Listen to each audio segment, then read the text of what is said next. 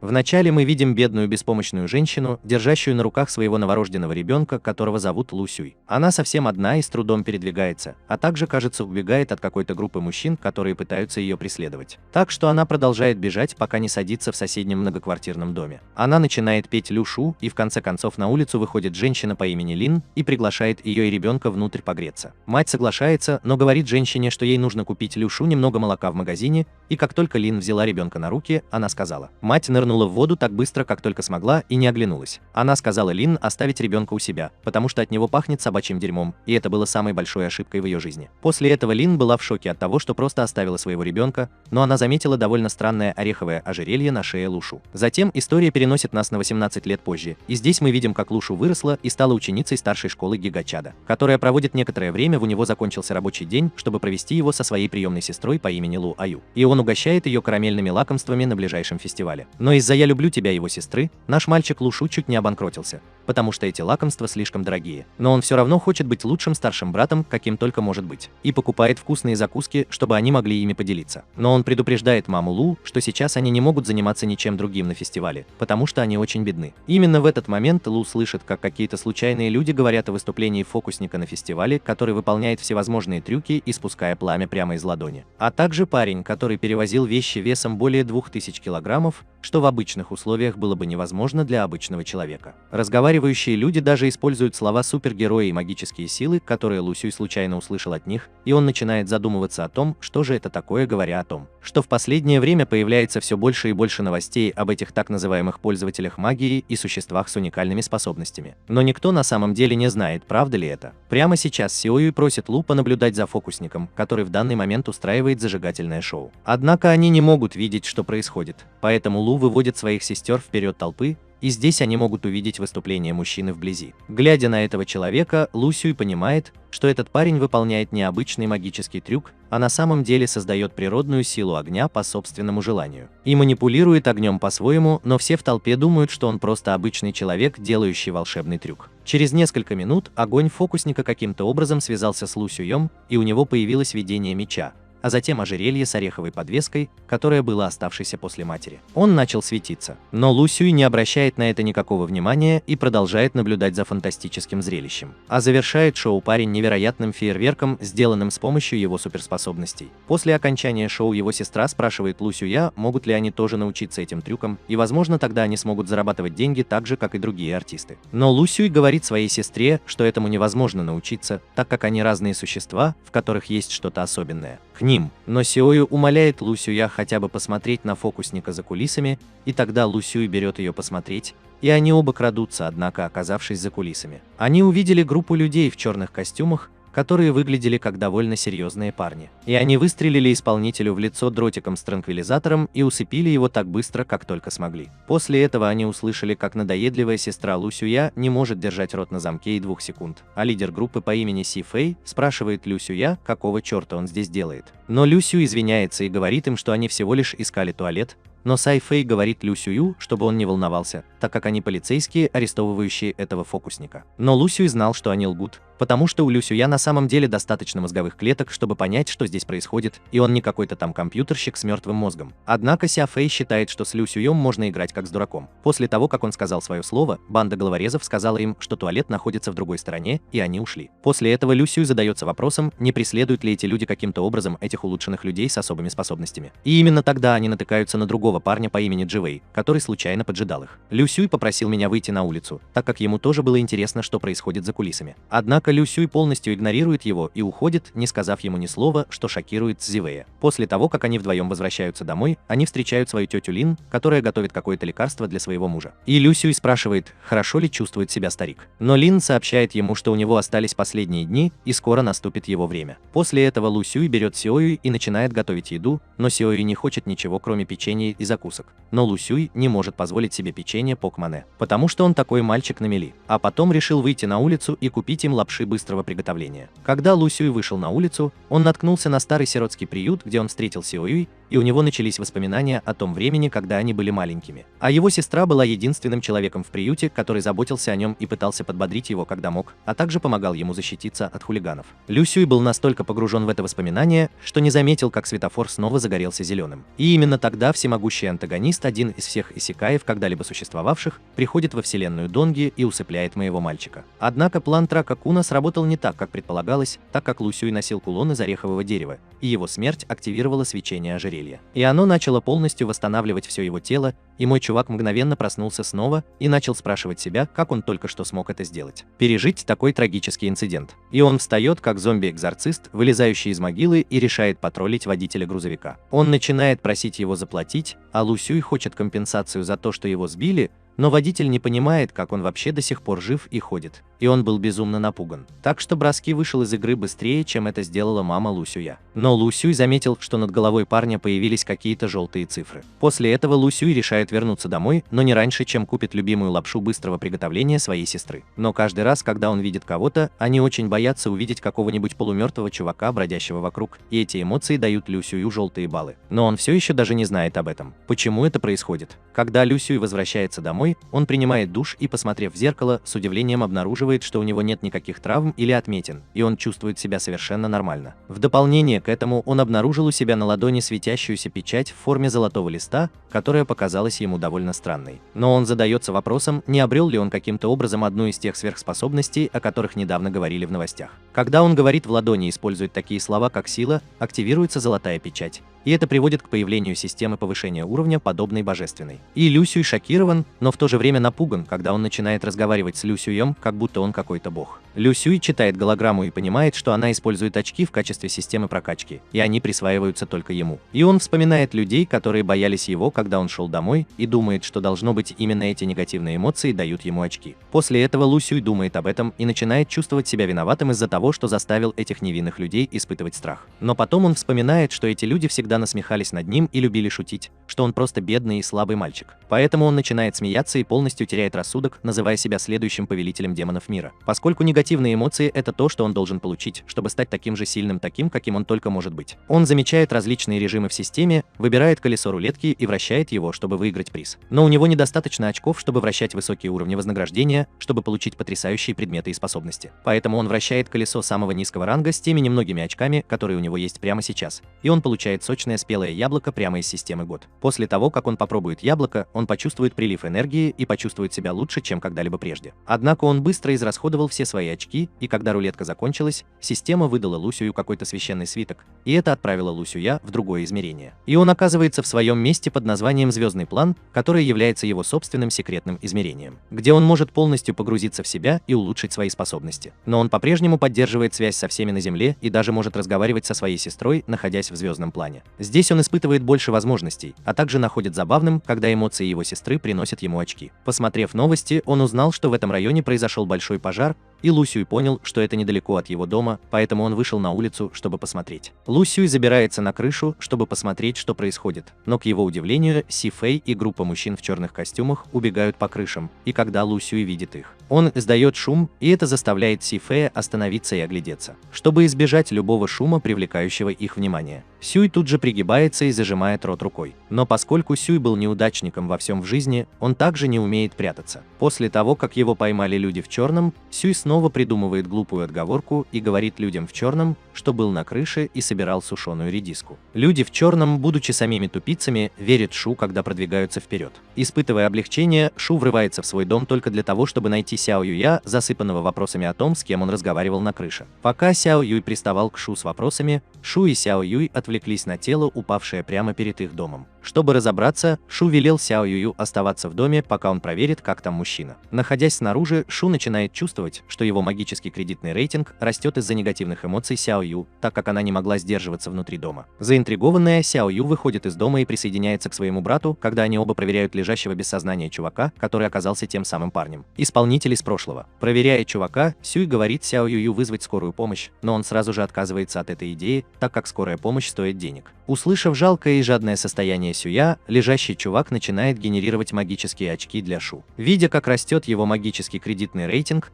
Сюй понимает, что чувак притворялся бессознательным, и, следовательно, жадность Шу снова разгорается. Чтобы увеличить свой кредитный рейтинг, Шу решил подразнить чувака, чтобы вызвать у него негативные эмоции. Будучи экспертом в том, как быть придурком, Шу в конце концов доводит чувака до предела, когда чувак наконец использует свою огненную силу, чтобы сжечь Шу дотла. Однако по какой-то причине Шу смог выдержать огненную атаку, которая еще больше выбила парня из колеи и привела к росту кредитного рейтинга Шу. После долгих разговоров Шу отпускает чувака и возвращается в свою комнату. Заработав магические кредиты, Шу снова открывает странный интерфейс и покупает небесный фрукт. Когда он съедает его, на Шу падает свет с небес и дает ему способность поднимать тяжелые предметы. Желая получить больше очков, Шу решает поджарить людей на китайском сервере Discord в своей школе. Некоторые из его одноклассников сплетничали об инциденте с поджогом, предполагая, что причиной этого мог быть пробуждающий. Количество неестественных происшествий росло, и не было никаких объяснений таким происшествиям. Отсюда и появились предположения о людях, называемых пробужденцами, которые обладали такими сверхъестественными способностями и предположительно скрывались среди обычных людей. На следующее утро Шу отправляется продавать вареные яйца, но вскоре над ним насмехаются его одноклассники. Шу обманом заставляет одного из своих одноклассников, Лули, купить весь запас яиц. Чтобы вернуться к Шу, Лули решил расплатиться с Шу своей VIP-картой, зная, что у Шу не было сканера карт. Наблюдая за этим, школьный хулиган Кок Кинг Шо платит деньги от имени Люли, ожидая, что ему вернут деньги позже. Люли, когда его план провалился, в гневе покидает стойло Шу, так как не смог справиться с этим нарушением. Находясь в школе, Шу случайно слышит, как его одноклассники обсуждают пробужденцев. Он узнает, что существует 6 рангов. Ранг F, который он в настоящее время занимает, сильнее обычных людей, но является по-прежнему самый низкий показатель среди пробужденных. Ранг И состоит из пробужденных со стихийными способностями. Ранг D может избегать оружия, в то время как ранг С может противостоять человеческому оружию и избегать его. Ранг B может использовать силу природы. И, наконец, ранг A может глубоко резонировать с природой. Продвижение по служебной лестнице может происходить благодаря естественному пробуждению и практике или постепенному совершенствованию с течением времени. Внезапно в класс врывается другой ученик и сообщает всему классу о внезапном пробуждении Ли Кая. Шу выбегает из класса, где узнает от своего одноклассника Елинг Линга,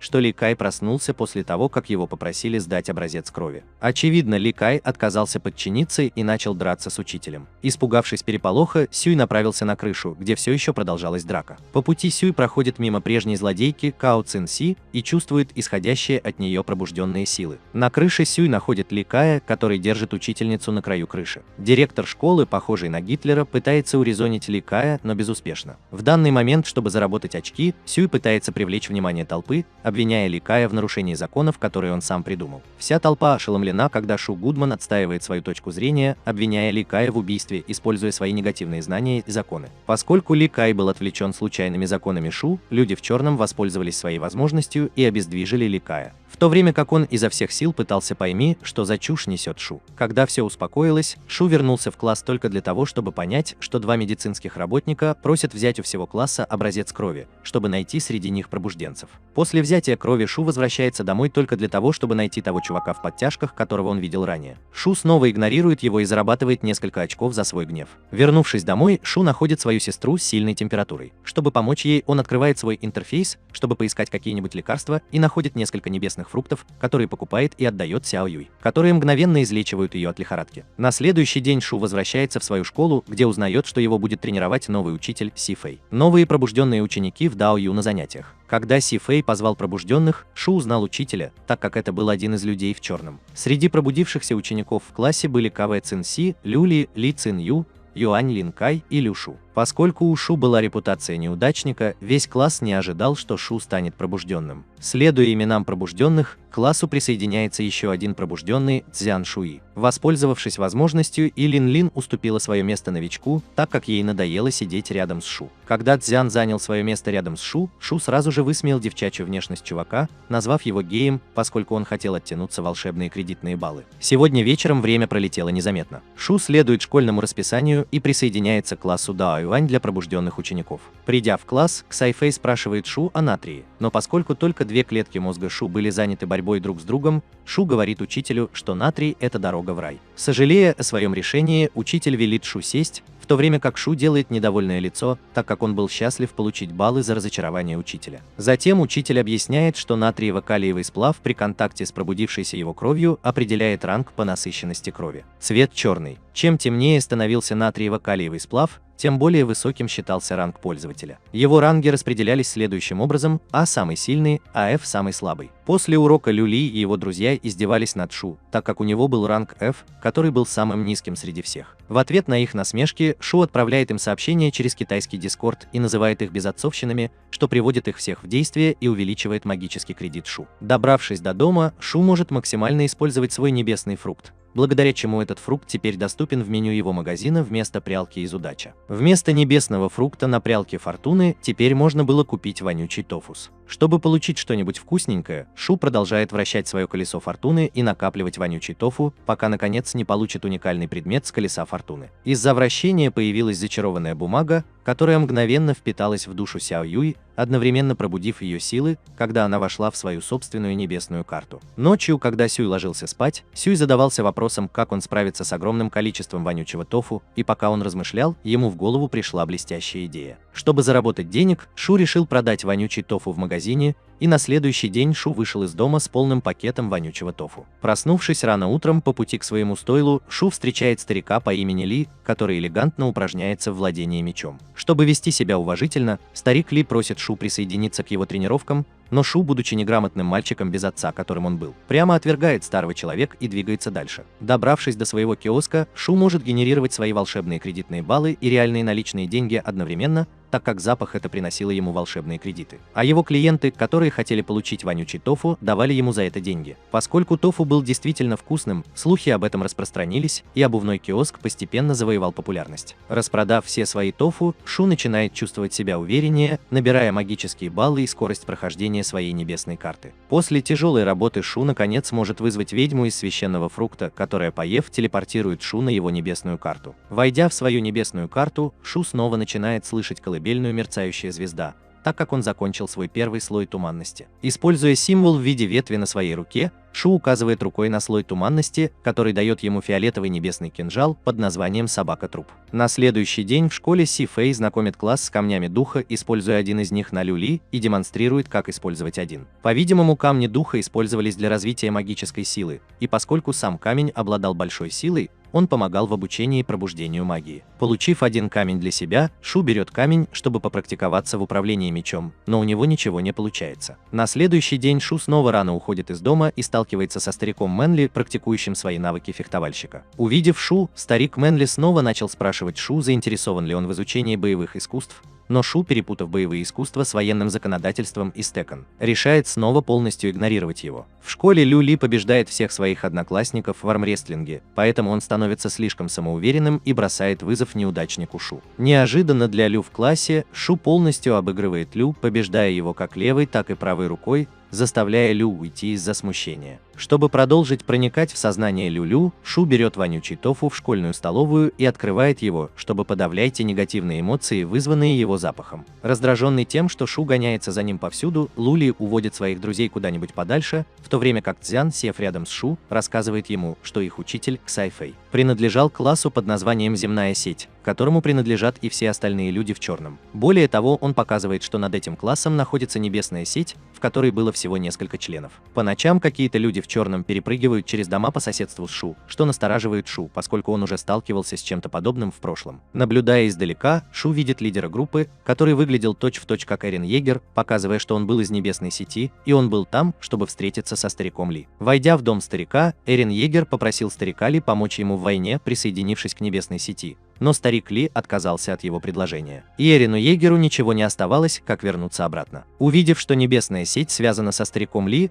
Сюй решает присоединиться к тренировкам старика Ли по боевым искусствам на следующий день. Но, будучи мастером вызывать неприязнь у других, Сюй также оставляет задание обучать Сяо Юй науке старика Ли. На следующий день Сюй пришел на урок и заметил, что его баллы астрономически выросли, и все это благодаря Сяо Юю. На обратном пути домой Сюй заметил, что все были поражены Кок Кинг Шо, так как ее способности соответствовали квалификации ранки. И она была единственной, кто так сильно продвинулся в классе Тао Юань. Выйдя из своего дома, он увидел, что его сестра пытается разозлить старика. Небесная карта Шу была очень похожа на Сяо Ю, поэтому негативные эмоции, которые она вызывала, также увеличивали его баллы. Старик Ли просит Шу выполнить свое обещание и начать тренироваться под его руководством. Когда Шу проснулся, он с легкостью прошел первые тренировочные испытания, с легкостью подняв 300-килограммовый жилет. Видя, что он достаточно опытен, старик Ли использует лист бумаги, чтобы показать следующую технику, которую он будет учить. Используя бумагу, старик Ли разрезает землю перед собой, фокусируя свою энергию на краю листа. Старик Ли советует Шу освоить одну технику и не быть мастером на все руки, когда он может быть мастером на все руки. Затем он передает Шу ржавый меч и дает ему указание разрезать воздух. Пока Шу следует его указаниям, старик Ли исправляет множество недостатков в его форме. Потратив много часов на тренировки, Шу начинает оттачивать свое мастерство. Ночью старик Ли спрашивает Шу, почему он такой сильный. Шу, у которого не было грандиозной цели помогать другим, хотел просто быть благодарным за то, что прожил свою жизнь спокойно, поскольку его жизнь была нелегкой. Услышав это, старик Ли соглашается продолжить обучение Шу, но только в обмен на услугу, оказанную позже. На следующий день старик Ли начинает привыкать к обучению Сяо Юя, несмотря на трудное начало. Пока он учил ее, появляется один из руководителей небесной сети, Шизуа Джин, и просит аудиенции у него. Сяо Юй, который медленно учится, неправильно приветствует Шизуа Джина, несмотря на наставление старика Ли. Сюй, который учился в школе, получает баллы за гнев Шизуа Джина, когда Сяо Юй грубо поздоровался с ним. Удивленный, Сюй спешит к себе домой, когда понимает, что один из руководителей небесной сети был возле его дома. Сюй прибывает и видит, что Шизу Джин просит старика Ли об одолжении. Шизу Джин сообщает ему о повторном появлении руин и просит присоединиться к небесной сети, чтобы занять вакантную должность. Это привело бы к объединению сил Золотого фонда, директором которого был старик Ли, и небесной сети. Однако старик Ли отказывается присоединиться к небесной сети и отсылает его прочь. После того, как Шизу Джин уходит, Шу расспрашивает старика Ли о встрече. Старик Ли отмахивается от его опасений. Более того, старик Ли никому не сообщал о том, что Шу собирается стать учеником,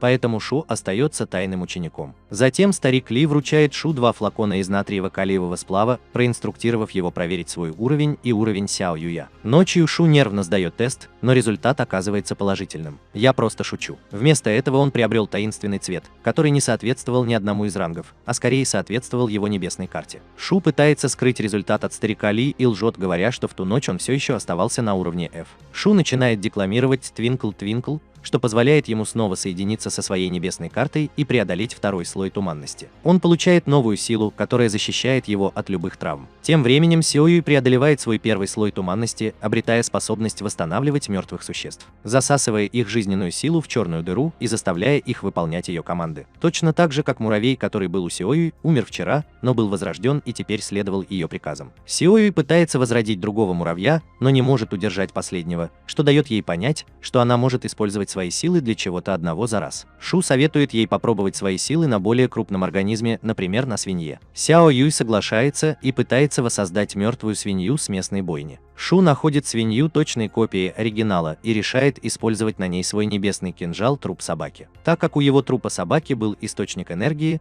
свинья испарилась сразу же после соприкосновения с его мечом. В качестве компенсации за то, что она уничтожила свою свинью, Сюй готовит яичницу-болтунью для Сяою. Однако вскоре он чувствует опасность поблизости и собирается уходить. Поскольку Сяою теперь тоже проснулась, она тоже чувствует опасность и следует за Шу, обещая не быть безрассудной. Они оба перепрыгивают через дома, чтобы добраться до моста, где происходила драка. Шу замечает своего учителя Си Фэя, участвующего в битве. Си Фэй с легкостью отбивает огневые атаки противника. Боец Диранга из вражеской группы подбегает вплотную к Си Фэю, который убегает, чтобы избежать сокрушительного удара. На безопасном расстоянии Си Фэй щелкает пальцами, чтобы поджечь вражеских бойцов. Однако враги переживают нападение и уходят, когда слышат, что полиция приближается к месту происшествия. Вражеская команда укрывается в заброшенном здании, поэтому полиция и члены небесной сети окружают его. Лидер вражеской троицы просит своих товарищей по команде убежать на гору Манг, пока он отвлекает копов. Будучи единственным парнем, который всегда берет с собой своих товарищей по команде нубов, мускулистый человек убегает от охранников, держа каждого товарища по команде за одну руку. Шу замечает, как они убегают, и следует за ними, перепрыгивая через здание. Однако далеко ему уйти не удается, так как один из членов небесной сети пронзает его, используя силу своей крови. Си Фэй прибывает на место происшествия и замечает Шуня, который наблюдает за инцидентом. Полагая, что он является вражеским партнером, Си Фэй приказывает своим товарищам по команде преследовать Шу. Подчиненные мускулистого человека погибают во время схватки. В то время как разгорается грандиозная драка, Шу и мускулистый человек способны подчинить себе всех членов небесной сети. Расправившись со всеми остальными, мускулистый человек поворачивается, чтобы победить Шу, но вскоре понимает, что совершил серьезную ошибку. Поскольку Шу раздирает кости в его руке, используя собачью собака трупа. Поскольку все были без сознания, Шу попрощался и вернулся домой. Там он нашел Сяо Юя, который с облегчением увидел, что тот вернулся домой целым и невредимым. Шу вывел ее на улицу, чтобы они могли посетить ночные закусочные на улице Тяньфу. Прежде чем они попытаются пойти туда, Шу инструктирует Сяо Юй использовать ее воскрешенную ворону для разведки местности в радиусе нескольких километров в поисках опасности. После осмотра местности Сяо Юй сообщает Сюю, что на побережье все чисто. Сюй направляется к месту, где он ранее сражался с небесной сетью. Зная, что враги погибли там, он просит Сяо Юя почувствовать мертвую энергию вокруг них. Сяо Юй находит мертвую энергию 3 предыдущих врагов.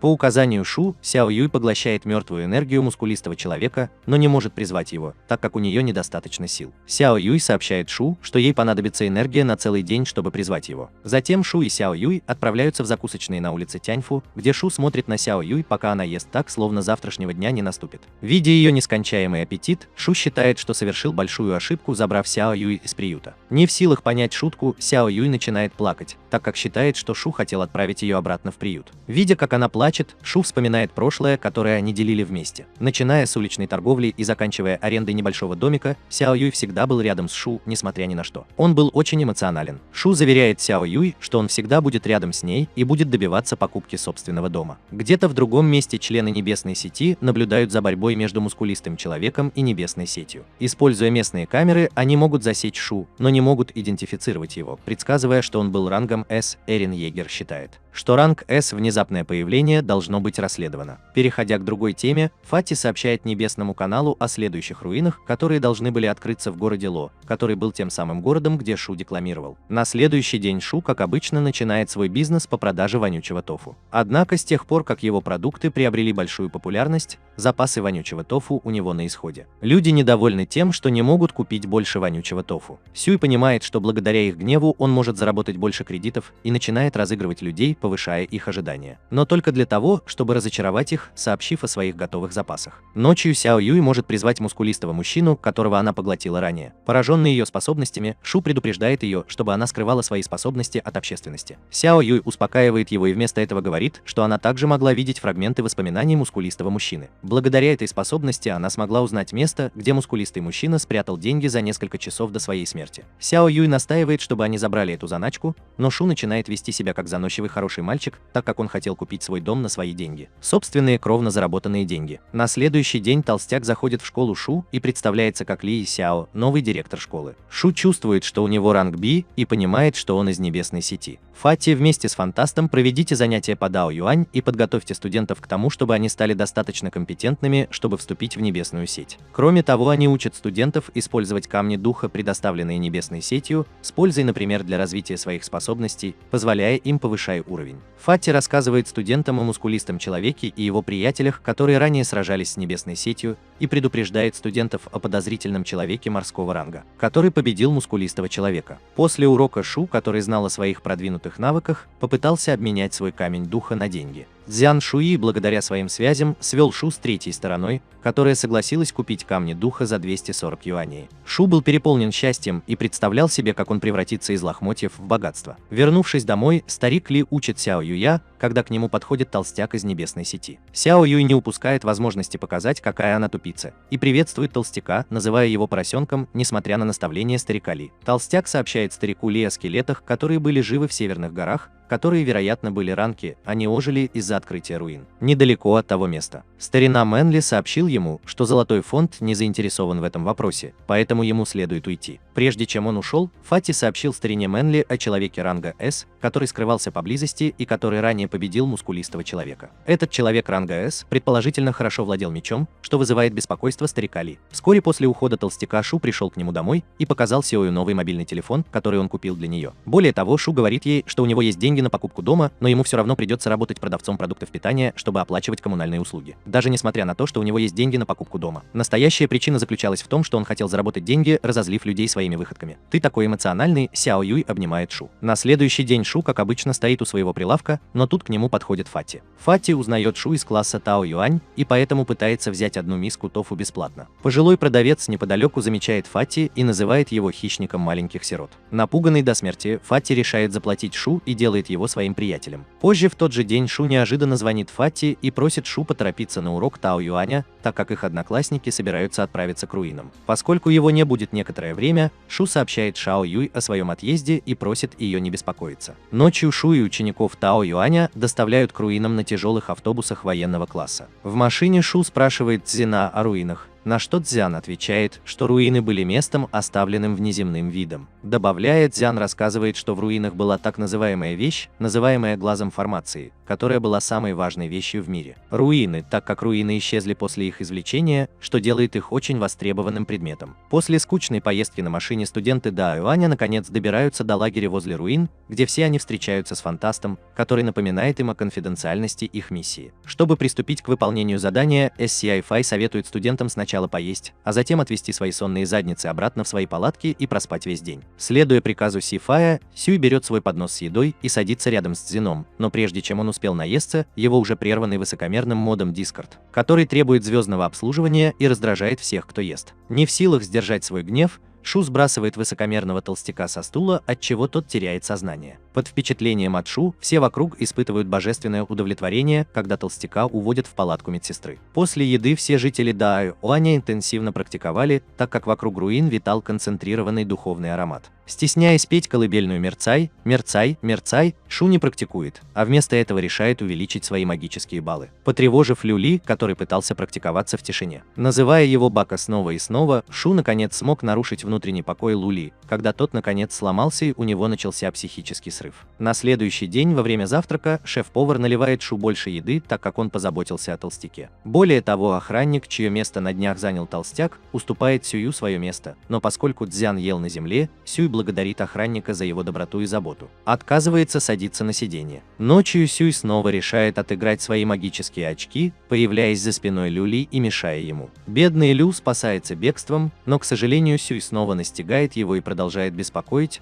что буквально заставляет Люли плакать. На следующий день, найдя укромное местечко, Сюй решает попрактиковаться, и за время пребывания на своей небесной карте он приобретает более прочную броню. Такую же броню использовал его отец, но из-за некоторых проблем он родился. Вскоре после этого Шу направляется в столовую, чтобы перекусить, но его прерывает Люли, который вызывает его на матч-реванш по рукопашному бою. От нечего делать, Цзи Фай также присоединяется к ним, и для огромной толпы, наблюдавшей за их борьбой на руках, устанавливается палатка. На этот раз, возлагая большие надежды на Люли, все снова разочарованы, так как Шу без проблем задолжал Люли. Впечатленный мастерством Шу, Си Фэй также бросает вызов Шу, и его тоже унижает наш чемпион по армрестлингу Шу. После матча по армрестлингу Шу встречается с Цзином, и они оба становятся свидетелями того, как вокруг руин появляется туман. Чжан мгновенно распознает в тумане портал, ведущий в руины. Увидев, что туман приближается к ним, Сю и Чжан пытаются убежать, но их неизбежно поглощает туман руин. После телепортации внутрь руин, Сюй падает на землю и оказывается лицом к лицу с немертвым с топором, который начинает атаковать его. Будучи учеником старика Мэнли, Сюй способен обезглавить нападающего немертвого, используя свои боевые искусства. Но он сразу же сталкивается с большим количеством скелетообразных зомби, появляющихся из-под земли. После того, как он убежал от зомби, Сюй понимает, что зомби обычно перестают следовать за своим объектом после определенного расстояния. Пробежав некоторое время, Шу встречает группу пробужденных учеников, которые убегают от зомби. Чтобы произвести впечатление на злодея в группе, Шу нападает и убивает всех зомби, которые следовали за ними, и в качестве прощального подарка Шу оставляет им топор, который это было найдено у предыдущего зомби, которого он убил. На закате солнца Шу решает подняться на гору, чтобы увидеть карту вокруг себя. Неподалеку Шу замечает труп доброго парня, который предложил ему стул. Опечаленный, Шу пытается выжить, но по пути видит сигнальную ракету. Он решает отвлечься, чтобы увидеть источник этого. Шу направляется туда, чтобы найти светловолосого парня, который, как он был уверен, не был студентом Тао Юаня. Судя по всему, прошлой ночью несколько шпионов пробрались к руинам. Шпион представился как Чанг Хуань Юй, но интерфейс Шу подсказал ему, что у шпиона были цифры вместо имени. Шу воспользовался этой возможностью, чтобы поиздеваться над шпионом, что позволило ему получить много кредитов. Шпион пытался сбежать от Шу, но Шу не собирался так просто отпускать свою жертву. Выбежав на открытое место, они внезапно осознали, что из-под земли появляются скелеты зомби. Шу разыгрывает шпиона и бросает его вместе с другими появляющимися монстрами-нежитью. Несмотря ни на что, шпион выживает среди монстров-нежитей и присоединяется к Шу. Шпион был зол на Шу, который намеренно вел себя как трус. Шу предлагает им где-нибудь отдохнуть, и шпион, вынашивая зловещие планы, соглашается. Оказавшись в безопасном месте, Шу засыпает, позволяя шпиону сделать свой ход, чтобы убить Шу. Пока шпион подкрадывался к Шу, Шу проснулся и напугал шпиона до смерти. Шу говорит ему, что это был розыгрыш, и шпион проверяет, нет ли камер вокруг него. На следующий день Шу извиняется и уходит в туалет, где тайком заказывает много вонючего тофу через свой интерфейс. Шу приносит шпиону миску вонючего тофу и пытается показать это шпиону, как будто он голодающий африканский мальчик. Когда шпион сыта по горло, он нападает на Шу, который способен противостоять ему. После долгой дуэли Шу убивает шпиона, используя труп собаки. Шу тут же начинает испытывать чувство вины, вспоминая, как весело он разыгрывал шпиона, полагая, что его комедийный фильм превратился в фильм ужасов.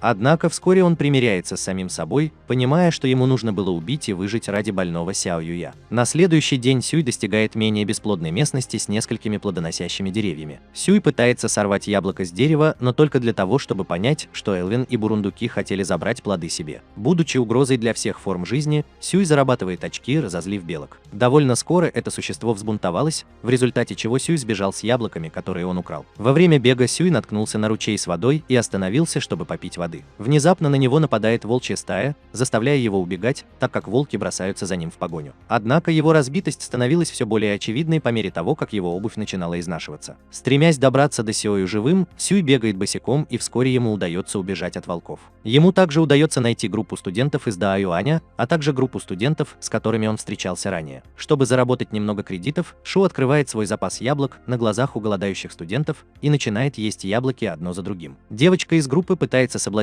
Шу, чтобы он дал ей яблоко, но Шу показал, что он не простак, и съел яблоко как настоящий мальчик. Угроза. Жаждущий большего, Шу начинает перечислять вкусные блюда перед учениками, испытывая их терпение. Ночью Шу забирает топор у беззащитных учеников и начинает искать глаз формации, сражаясь на дуэли топором и мечом. Найдя глаз формации, он сможет открыть выход из руин для всех. С топором и мечом в руках Шу встречает зомби, но этот зомби отличался от остальных, так как у него были лошадь и копье в качестве оружия. Схватившись за копье зомби, Шу обнаруживает, что у зомби появились эмоции с тех пор, как зомби увеличил свой магический кредитный рейтинг. После кражи копья зомби Шу убегает, так как пронзенный копьем зомби был частью кавалерии, за которой следовала куча зомби. После побега от стада зомби, Шу вложил в копье часть своей магии, которая сделала копье более гибким и быстрым. Тем временем выжившие из Даоюань и Небесной сети издалека наблюдают за стадом зомби, с которым сражался Шу. В поисках лидера земная сеть находит зомби, у которого Шу украл копье, но без их ведома не считают, что зомби без копья был лидером, так как это был единственный чудак с мечом вместо копья в руке.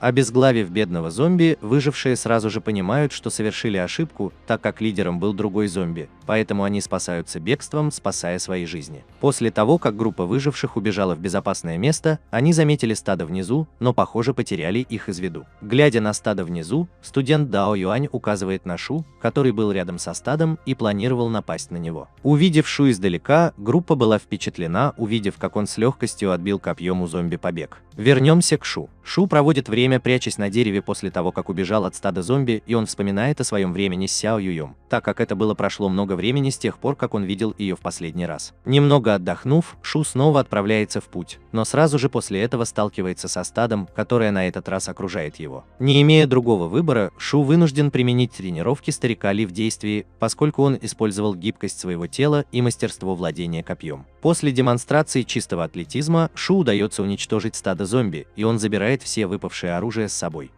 Следуя за ним, группа выживших натыкается на тела зомби, за которых Шу был ответственен. Более того, группа также обнаруживает, что корпус находится в руинах, так как один из членов земной сети предупредил группу о стадах, окружающих корпус. После разработки плана проникновения в корпус, группе назначаются позиции, и все они готовятся устроить засаду на стадо. Тем временем Шу, собрав все копья, сел в укромном месте, чтобы попрактиковаться. Когда он сел, Шу получил священный плод ведьмы. Поев, получил еще больше силы, так как его третий слой туманности выровнялся. Вернемся к группе выживших. Группа приступила к осуществлению своих планов, и когда они собирались напасть на стадо из засады, летящее копье обезглавливает зомби. И еще больше копий следуют одно за другим. Чтобы выглядеть крутым перед группой выживших, Шу появился из ниоткуда и последовал за всеми зомби со своим огромным запасом оружия. Чтобы помочь Шу, группа выживших спешит на помощь Шу, но к тому времени, как они добираются до спуска, Шу уже заканчивает убивать все эти зомби. После того, как он собрал кучу оружия в одном месте, Шу решает использовать большую толпу выживших и начинает торговать оружием для дорогих вещей. После того, как он получил много ненависти, что увеличило его магические кредиты, Шу также начал богатеть, так как многие выжившие были готовы отдать свои часы и аксессуары для оружия. После того, как Шу попал в список самых богатых людей мира по версии журнала Forbes, он отправляется вглубь руин вместе с группой выживших. Устав от многочасовой ходьбы, группа решила сделать перерыв, так как солнце уже село. Поскольку выжившие из небесной сети пожертвовали собой ради студентов, Шу сочувствует голодающим из небесной сети и дает им кусочек яблока, который восполняет их голод, жажду и энергию. Завидуя, ученики тоже требовали яблоки, но так как Шу был жадным, он отказался давать им яблоки. Чтобы завоевать уважение корешей, один чувак решил купить яблоко в карцере, разрезав его на маленькие кусочки, чтобы раздать каждому ученику. Когда он резал яблоко, из ниоткуда появились призраки и бросились к ним с намерением убить. При внезапном появлении призрака все подняли оружие, в то время как Шу начал бороться со своим небесным кинжалом, трупным псом, который начал бурно реагировать на призраков.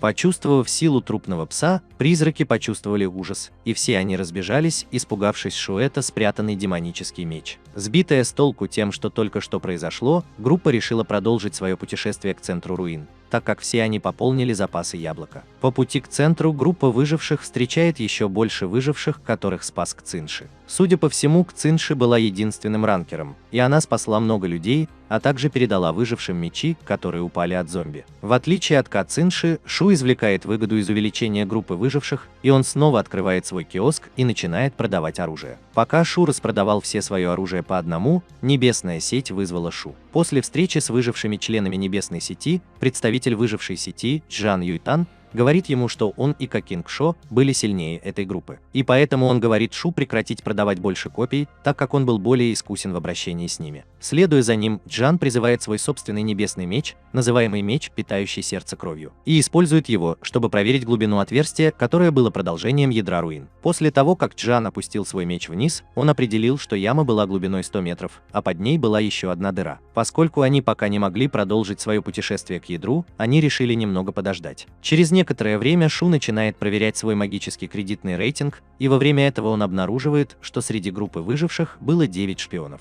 Не имея возможности точно определить выживших, Шу пока игнорирует это и задается вопросом, где были Цзян и Люли. Тем временем появляется толстяк, появляющийся из ниоткуда с целым деревом в руках. Впечатленный, Сюй хвалит силу толстяка и смеется, когда видит, как белка до этого сражалась с ним. Через некоторое время яблоки с деревьев срывают и распределяют между всеми выжившими, что оставляет белку беспомощной, когда он видит, как у него отбирают яблоки. Чтобы успокоить белку, Сюй достает из кармана яблоко и вручает ему, что делает белку его другом. Во время всего этого из ниоткуда появляется Цзян и демонстрирует свое оружие, которое он получил, убив нескольких зомби. Испытывая облегчение, Сюй вручил Цзину копье бесплатно, так как он был его единственным другом. Но во время их воссоединения чувак в красной шляпе прерывает их и спрашивает Шу для копья. Узнав в этом чуваке шпиона, Шу отказался отдать копье, что бы он ни предлагал. Раздосадованный, шпион в красной шляпе пошел дальше и присоединился к своей группе товарищей. Ночью, когда все спали, 9 шпионов сделали свой ход и все вместе прыгнули в сантиметровую яму.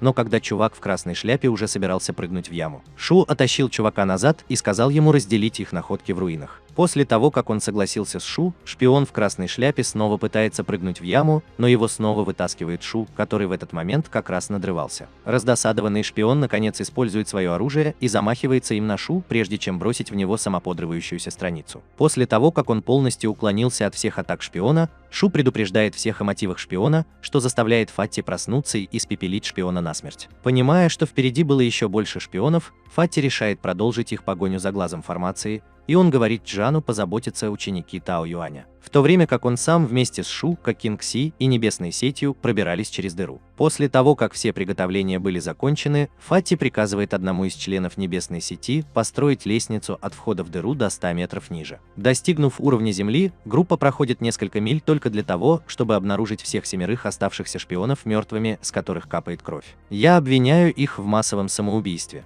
Фати продолжает вести группу к глазку формации, и во время их поисков конца он вместе с группой оказывается запертым в комнате с кристаллами на потолке. После того, как мы попадаем в ловушку, призраки появляются прямо из воздуха, причем в огромном количестве. Будучи пробужденным ранга В, Фати использует свою атаку Пылающего Тигра, чтобы справиться с большинством призраков, но чтобы позаботиться об оставшихся. Каждый член группы помогал в уничтожении остальное. Во время уничтожения призраков член Небесной Сети получает удар в живот от призрака, который выглядит точно так же, как шпион, с которым они только что столкнулись. Увидев сходство шпиона с призраком, Шу немедленно обнаруживает, что шпионы совершили какой-то суицидальный ритуал, чтобы предоставить у шпиона такая форма. Выясняя, как убить призрака-шпиона, группа сталкивается с другой проблемой, когда орда зомби пробирается, как они прошли через замок, который был прямо перед ними. Среди орды был король-зомби, у которого было настолько уникальное копье, что Фати поверил, что копье, которое носил король-зомби, могло быть глазом формирования. После обмена ударами с королем-зомби, Фати и король-зомби вступают в напряженную битву, в то время как группа решает помочь Фати, взяв позаботься о кавалерии зомби. Во время напряженной битвы между людьми и зомби, Шу решает проникнуть в замок, поскольку это казалось многообещающим с точки зрения казны и деньги. После того, как он пробрался внутрь замка, на Шу нападает призрак-шпион, но Шу, будучи в состоянии предсказать атаку призрака, легко справляется, чтобы уклоняться от призраков-шпионов и убивать их. Тем временем Фати и король-зомби продолжали обмениваться ударами и парировать их,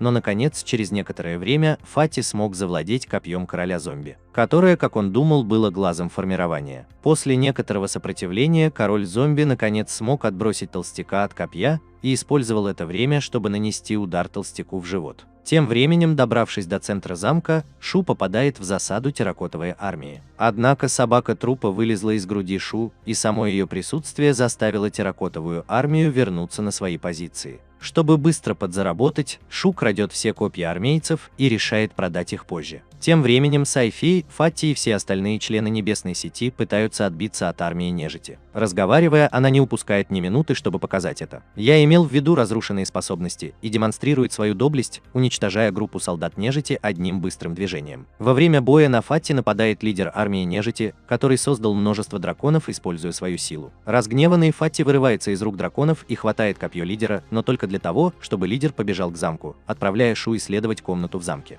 Фати, который верил, что копье – это глаз формирования, бросается в погоню за лидером нежити после того, как понимает, что копье – это глаз формирования. Копье на самом деле не было глазом формирования. Лидер нежити добирается до комнаты, в которой находился Шу, только для того, чтобы обнаружить, что Фати догнал его. Он приказывает каменным стражам, у которых теперь нет копий, задержать Фати, пока он приближается к Шу. Возвращаясь к Шу, Шу исследует комнату, но обнаруживает поблизости загадку. Пытаясь разгадать ее, он сталкивается с лидером нежити, который пытается остановить его. Однако Шу случайно роняет коробку, которая стояла на столе, что приводит к срыву печати. Руины начинают исчезать, позволяя всем вернуться в лагерь, откуда они начали. Все начинает возвращаться в нормальное русло, поскольку раненым немедленно оказывается помощь. В разгар всего этого Цзян пытается найти Лю Сюя и сообщает Цзэфэй об исчезновении Лю Сюя. Лю Ли, благодарный Сюю за помощь, пытается найти его. Только для того, чтобы появился повелитель капельниц Лю Сюй, в то время как все ужасно за него переживали. Так как ему нужно было проведать Сяо Юя, Сюй быстро забрал свои деньги за копья, которые он собрал в руинах, и отправился домой. По дороге он встречает Сяо Юя, который недоволен тем, что Сюй так долго отсутствовал. Сяо Юй расплакался, увидев Сью, которого не было несколько дней. Чтобы загладить свою вину, Сюй Пинки обещает пригласить ее на ужин на следующий день. Дома Сюй просит Сяо Юя вызвать мускулистого мужчину, которого она вызвала ранее. После выполнения просьбы Сюй показывает Сяо Юю 2 энергетических шарика, которые он сформировал во время пребывания в руинах. Черный шарик был создан из энергии, поглощенной немертвыми монстрами, которых убил Трупадок, а разноцветный – из энергии, поглощенной мертвыми людьми. Шу скармливает черного человеку с мускулами, что увеличивает силу человека с мускулами, но также вызывает побочный эффект, который заставляет человека с мускулами истерически смеяться. Шу также дает Сяо Юю яблоки, которые он украл, когда был в руинах. Сяо Юю это нравится, но белка, которая сидела на плече Шу, протестует против того, что она съела его яблоки без его согласия. Сяо Юй считает, что белка была очень милой и называет ее маленькая свирепая Шу. Она сразу же делает ее своим домашним животным и кормит картофельными чипсами, в которые он сразу же влюбляется. Позже той же ночью Шу исследует артефакт, который открыл печать в руинах. Он переносит свой разум внутрь артефакта, только чтобы обнаружить себя плавающим рядом с местом, где он ранее разбил лагерь. Шу понимает, что он мог контролировать окружающую ауру, что, вероятно, и было причиной того, что лидер нежити хотел сохранить такой артефакт для себя. Шу возвращается обратно в свое тело, только чтобы понять, что на дне артефакта была круглая ямка. Шу снова переносит свой разум внутрь ямы на дне, только чтобы оказаться в неизвестном месте. Неподалеку он находит свои копья, которые собрал в руинах, и понимает, что это место служило складом. Затем Сюй переводит взгляд на огромную дверь, которая стояла перед ним. Не в силах пройти внутрь, Сюй заглядывает в другой конец двери и видит пейзаж замка. Внезапно он слышит, как Сяо Юй зовет его по имени и возвращается в свое тело. Сяо Юй испугалась, что Сюй умерла, но Сюй успокоил ее. Затем он показал ей ценные предметы, которые он собрал в свое время в руинах, которые он собирался продать, чтобы заработать много денег. Он клянется остаться с ней и жить той жизнью, о которой он всегда мечтал. Где-то в другом месте Шизуджин встречается с Эреном Егером, делясь своими размышлениями. Поскольку небесной сети на этот раз не удалось заполучить око формации,